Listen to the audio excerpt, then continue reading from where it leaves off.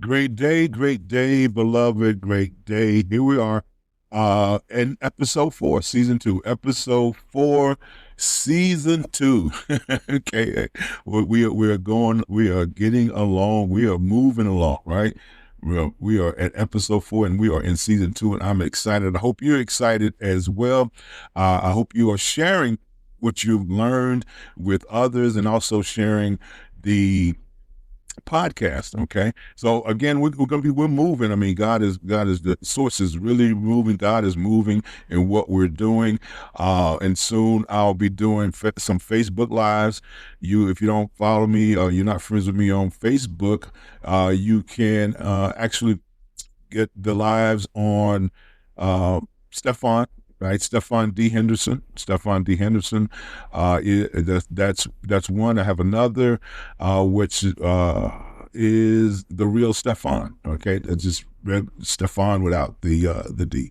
So either one, you can catch those lives. I'll be doing Eden Life Live on Thursdays. I believe Thursdays at 7:30 Eastern. But look out for that. That's going to be coming soon. And then again, if you want to do and have metaphysical Bible study, you just email me at revstephon@gmail. So, we're at episode four, season two, and we're going to deal with, again, we're in Exodus. We're going to be talking about signs and wonders. Signs and wonders. Okay, before we get into this episode, again, this is Connecting to Source with Rev Stephon. I am your host, Rev Stephon. And as always, we want to make sure that we have a safe container.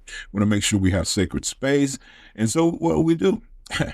Okay. We want to focus our breathing. We want to be present in today, right? Today, because you can't be in tomorrow, because tomorrow, once it gets, it's going to be today. Can't go back to yesterday, because when you were experiencing yesterday, it was again today.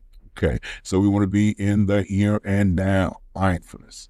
All right. So make sure that you are comfortable wherever you're listening, and close your eyes. Visualize in between your eyebrows, right here in the middle of your forehead, your pineal gland, your third eye.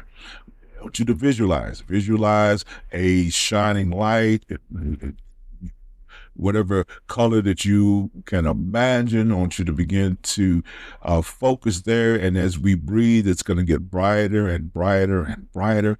Okay, until it just encompasses not only your body, but your entire sacred space. So comfortable.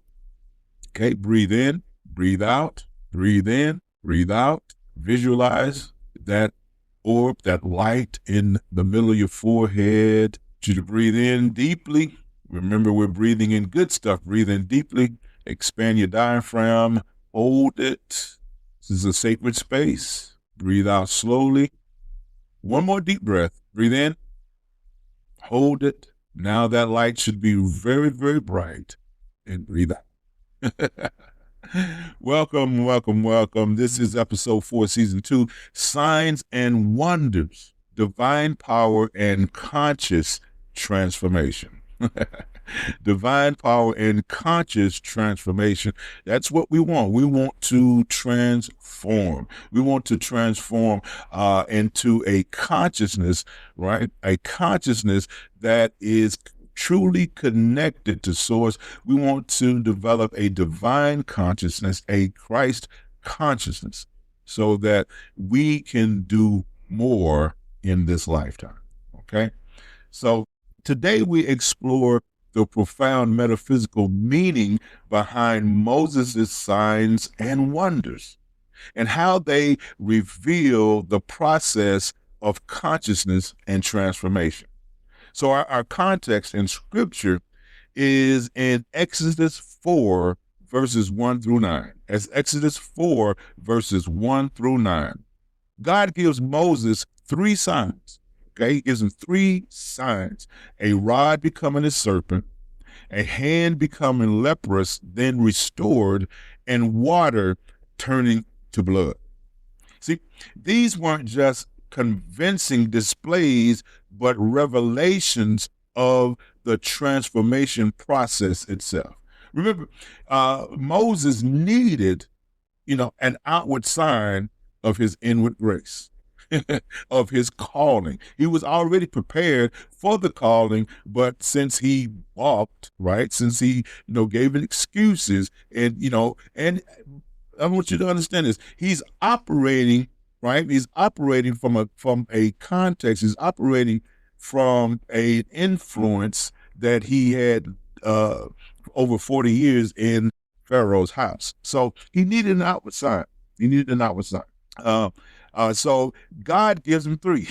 Now I want you to understand the significance of three, right? So it's not happenstance that in baseball, three strikes you're out. Confirmation happens in threes. If you've been praying for something and you see something that a sign, on the back of a car, you see it on a sign, somebody says something, and okay, it confirms. Then you get another confirmation, but God confirms in three. So he gives them these three signs. Okay, three signs.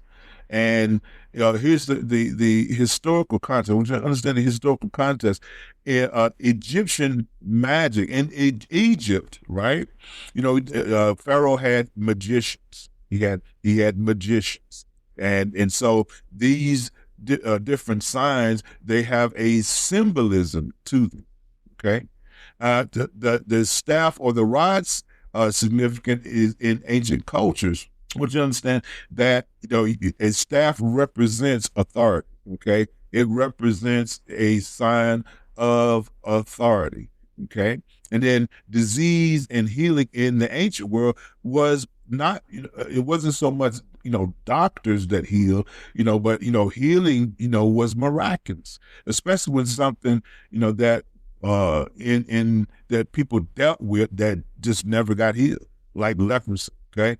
And the water and blood symbolism goes across traditions. But here the significance is water into blood. That water is significant, really significant, especially as represented in the Nile River to what? Egyptian culture. So Moses is going back to Pharaoh. He has a rod that represents what? Authority.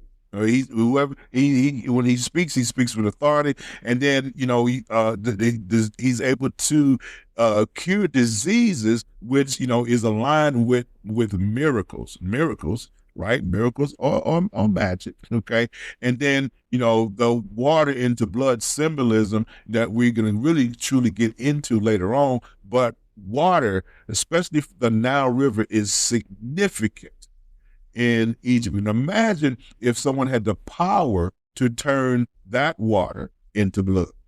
Okay, so we had there are some scripture connections with Exodus 4-9, which is our primary text, but then a supplementary text is Genesis 3, because in Genesis 3 it is where the serpent wisdom connects. Right, so there is a significance, right? Especially if you think about it. So in different cultures, the serpent. If you are into meditation, and we're gonna talk about meditation, then there is the Kundalini which rises up, right? Rises up from this lowest chakra to our crown chakra, and it rises up and it represents healing. If you look at, say, symbolism, even in American culture, when it comes to healing, what you see, serpents. Okay, makes sense. And then there is transformative narratives throughout the scripture. Okay, throughout the scripture. So, as we get into this teaching, for today, the rod to serpent understanding. I want you to have this rod to serpent. Remember, one of the signs that it is rod is a symbol of authority, and it turns into a serpent.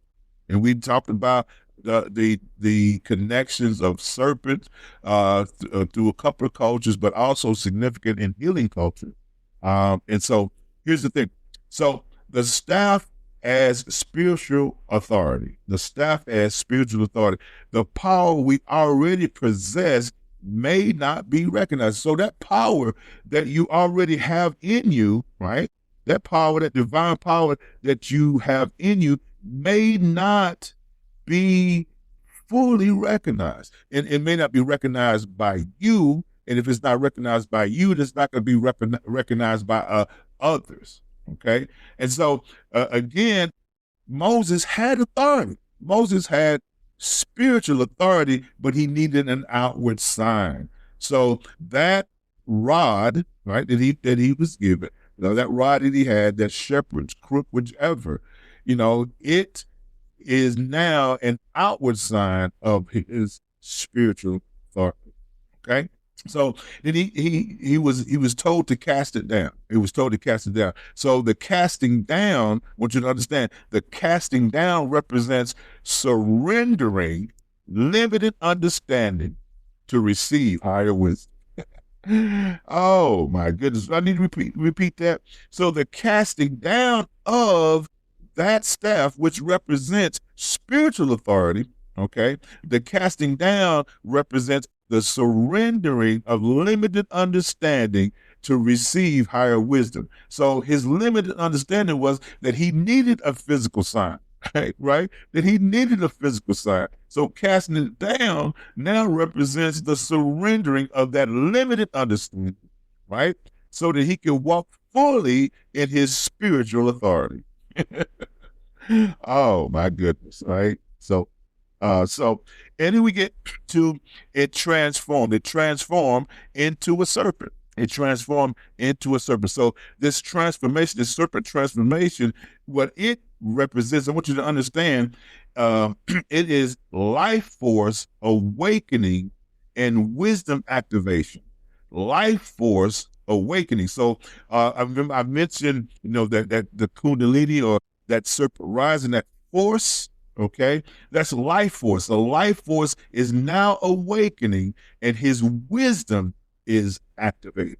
So the wisdom that God had already given him, had been diluted by his experiences. Okay, the wisdom that he already had been diluted by his experiences. So now you have wisdom inside. But what happens with the world begins to, you begin to be influenced by, the world. You begin to be influenced by your parents, who has also been influenced by your community, by schools, by institutions, and so now your inner wisdom, that divine wisdom, has been diluted. So this represents that surrendering that happened, that transformation, that serpent transformation begins. It represents the life force awakening. So a lot of us, what we are doing, and you're doing it here by tuning in, by being open, you are beginning to awaken. That life force inside of you is beginning to awaken. I said, I believe I taught us before, but that spiritual, that life force inside of each and every one of us that was given to us, that we became living beings, right? And that living being, it is Zoe. Okay, it's Zoe, or God life, but that life force inside of us, for you who is the allspark, you who know transforms. But we all have that life force, but we need it to awaken. Okay, and when it awakens, our wisdom, that inner wisdom that we have that has been diluted, it awakens. Okay, so then Moses does something. That if you ever handled serpents or snakes, then you don't do this. You don't do this. But he takes it by the tail. Okay. So the reason I say it, if it's poisonous, you take it by the tail, then you give it an opportunity to bend back, or to really still be able to strike you. Okay, so he takes it by the tail, which again is unusual, but there's a lot of unusual things here. And again, you normally take it by behind the head. But anyway, so he takes it by the tail, and this represents mastering previously feared energies through divine guidance. So he trusted God. He's now beginning to trust, beginning to his wisdom is being able to awaken. And this divine wisdom is not conventional wisdom. Okay? The divine wisdom is not conventional wisdom because why? Conventional wisdom says not to grab that serpent by the tail. But taking it by the tail is representative of mastering previously feared energies through divine guidance. Right. So what energies are now that you fear? What fear do you need to overcome? How do you need to transform so that now you are fully being led by divine guidance and you are mastering those previously feared energies? Okay. So now the other sign was he was told to put his hand inside of his cloak, and then it came out leprous, right? And then he says that was instructed to put it back in, and when he came out, it was healed. Okay, so this hand transformation, the hand as creative action, our hand represents our manifesting capabilities and personal power. Okay, we have manifesting capabilities. I was talking to my goddaughter, and she asked me questions about spirituality, about different things. She looks to me higher than her biological, and especially when it comes to spiritual direction. So she was saying that she had noticed when you start talking about manifestation, that people in the church, do the cross sign, just saying. But they look at her funny, take it funny, and say, "Oh, don't say that," And when she talks about walking in your own divine power, they definitely they go off and they shun her. So she, and many of us have have experienced church hurt in various ways. And so, as she's a seeker and she's learning and a babe, in this thing, there are people who don't understand themselves, and they have a false understanding that will hit you over the head with that false understanding. So we all have manifesting capabilities. In fact, that's how we join as co-creators with the Creator. The creation is continuous. So we know from biblical text, and we read it, and remember we have this lower or reading or application of text, which is literal. So we take it literally that God rested, right? He rested on the seventh day. And there's no eighth day that or record of the eighth day where he got up. Then we understand if creation is happening, right, then there must be some co-creators that is continuing in the creative work. That's us. In fact, and it says that the scripture also says, "The greater things than these shall thou do." So we have manifesting capabilities, and we walk in our personal power. And our personal power is our ability to move, our ability to act, our ability to not be passive, but to be active. Okay, so that hand as creative action is our manifesting capabilities and our personal power. The leprous appearance is the purification process that reveals hidden patterns. So through the purification process, because it is a process, there are things in the healing process that have a pattern. Everything has a pattern.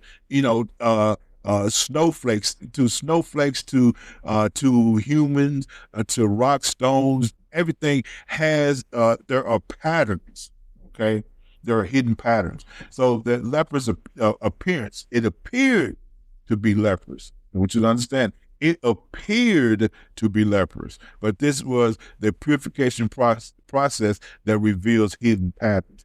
And then the divine restoration. This is the healing integration that follows revelation, right? So in certain rooms, you have to recognize that you have a problem in order to be able to overcome that problem. Okay.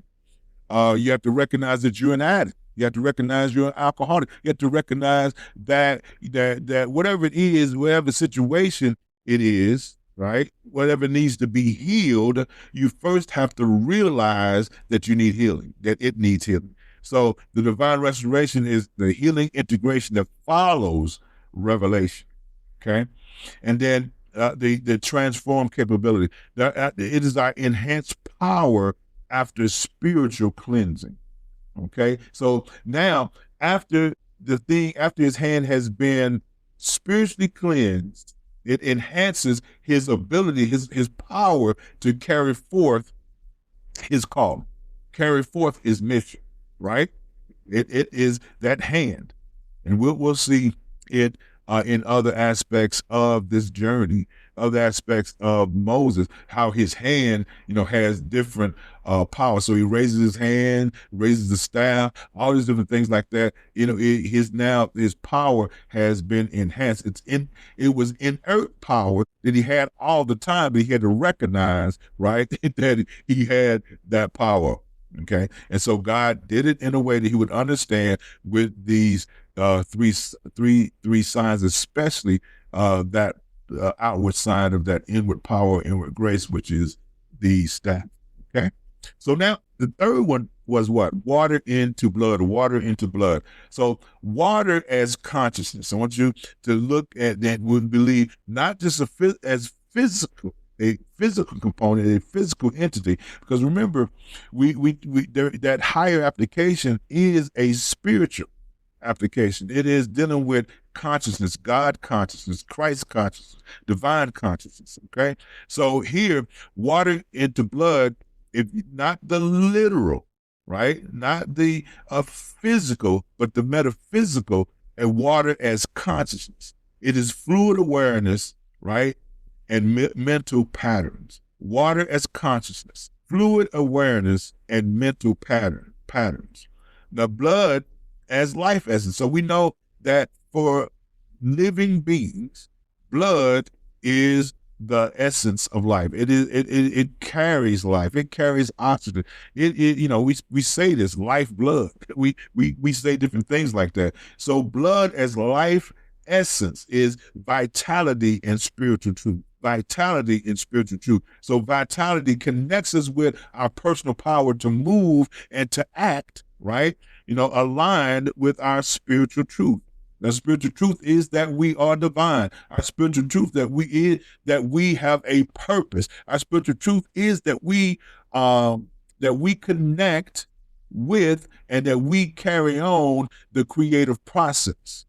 We are co-creators. That is spiritual truth. And then being able to transform the water into blood, the water as consciousness, the blood as life essence, is how understanding becomes embodied wisdom. Now your understanding becomes embodied wisdom. Okay, that understanding becomes embodied. That transformation process, right, is how your understanding, which has been developed through your experiences, that understanding of how life works, that understanding of how divine works, that understanding of your surroundings, the understanding of your relationships, that understanding becomes embodied wisdom. Okay, and so this change, okay, is visible evidence of inner transformation. So now, when you truly transform on the inside, there is visible understanding. Sit with that. When you are truly transformed, when there is a true inner transformation, there is visible evidence. We hear it say that a tree by its fruit. Someone says you know a snake, by how snakes act. So if it looks like a snake, acts like a snake, right? It behaves like a snake, strikes out like a snake, speaks like a snake, right? Then it is a snake. But now so whatever and have that transformation of you inside, you're gonna have some visible evidence. If you're walking and you understand your divinity, there's going to be some visible evidence. If you are walking and you understand that you are creator, that you create through concept and through energy, that concept transforms into manifested reality, then there is some evidence. There's physical evidence, okay? Physical evidence. So these signs and wonders, that we have in this scripture, these signs and wonders, the rod turning into a serpent, okay? All of that. The spiritual, it represents the spiritual authority, the casting down, the surrendering of your limited understanding so you can receive higher understanding. It transforming into a serpent, the life force awakening into and wisdom activation. That this thing, conventional wisdom, given over to spiritual wisdom, divine wisdom, and God. So this taken by the tail is mastering your previous fears, overcoming that. The hand transformation is our manifesting capabilities and our personal power. That leprous appearance, an appearance is the purification process. The divine restoration is healing integration that follows the revelation. And then the transformed capability in your hand, right? There's enhanced power after the spiritual cleansing. You have power. The water into blood, the water consciousness, which is fluid awareness, the blood, which is life, the life essence is vitality in your spiritual truth. And that whole transformation process is your understanding, how your understanding becomes embodied wisdom. Embodied wisdom. Okay. So now, as we prepare to close out, I want you to some reminders, some practice reminders. Notice your spiritual authority in everyday situation. Okay. Through this week. Notice your spiritual authority in everyday situation. Observe where healing transformation is occurring. There, things heal overnight. There's the shedding of skin, but things are still moving even though you're asleep. And so there's a healing process going on. There's healing processes going on all throughout nature. Observe where healing transformation is occurring. Okay, and then watch how understanding becoming embodied wisdom. How understanding becomes embodied wisdom. Now your understanding, as you are studying, as you are recognizing and realizing that you are the ways that you are connected to source, connected to creative force, that you yourself are creators. Now you become, that understanding, is becoming embodied wisdom. And then trust the divine signs appearing in your life, right? Whatever, what is in your hand? How is your hand, doing? What's going on? There are these divine signs, right? And we talked about how confirmation comes in threes. Those are these divine signs. I want you to trust them. Trust the divine signs appearing in your life. I'm going to share this with you. So I had a conversation with a pastor who was looking to ways to invite or attract young people to. And so I was talking to him about, really what is the need? You need space, because he was saying that he was in rented space. What is it? Is it material? What is it? Monetary? What is the need? What is going to help you to be able to do this? So we talked, and so facility was one of them, and he had access, or a facility that he envisioned, but needed, of course, what he needed the monetary, and so he has elders.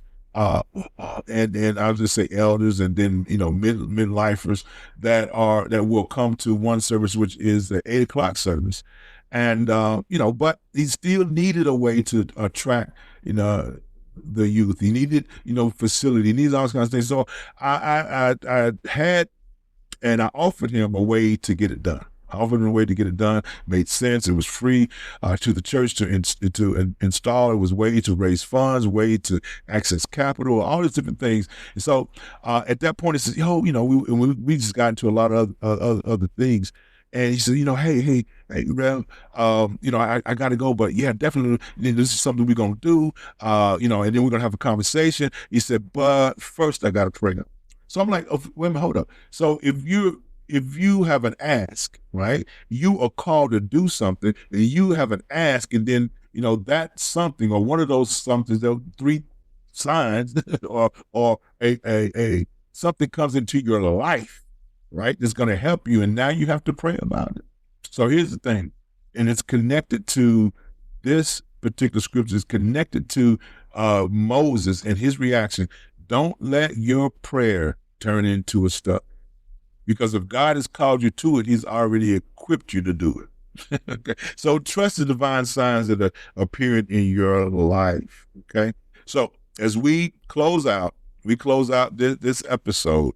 Well, we want to close it out in meditation, of course. And so I want you to begin relax. I want you to visualize that light in your pineal gland and your third eye. Recognize that light. Close your eyes, get comfortable. Breathe in, breathe out. Breathe in all the positivity. Breathe out the negativity. Breathe in, hold it. Let it out slowly. Breathe in, breathe out. Center into transformation consciousness. Breathe in, breathe out. Feel your spiritual authority awakening. Breathe in, breathe out. Experience your creative power healing. Breathe in, breathe out. Allow your understanding to become embodied wisdom. One more deep breath. Hold it and breathe out. Okay, until next week, beloved, remember, divine signs are working through your transformation is underway. Divine signs are working through your transformation is underway. You are always connecting and connected to source, right? Your transformation is underway. Divine signs are working through you. Okay. All right. Peace, love, and light.